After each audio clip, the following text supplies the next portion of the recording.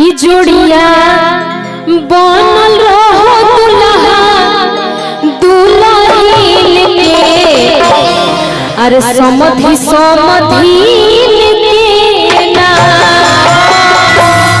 अरे दुल्हा दुल्हिन के हो समधि समधि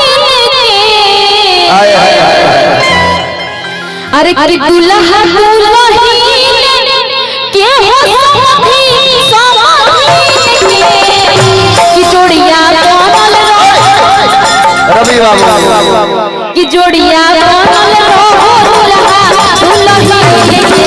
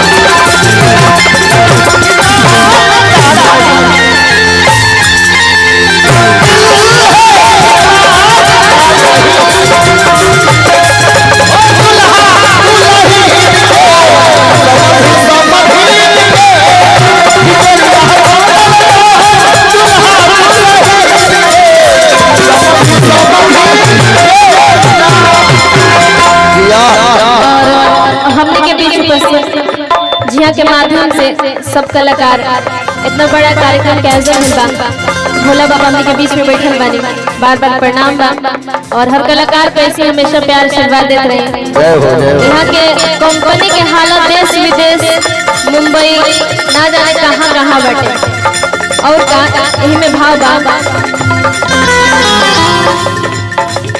कि आजू मिथिला ना मोरिया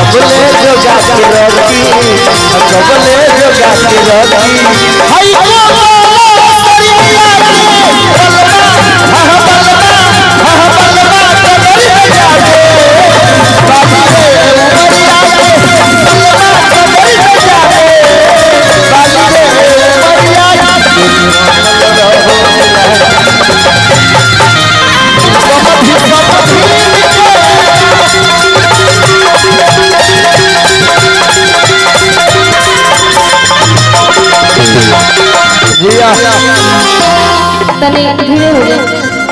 अच्छा तिलक कहाँ से आइल बा? पूछ लेला के जरूरी बा।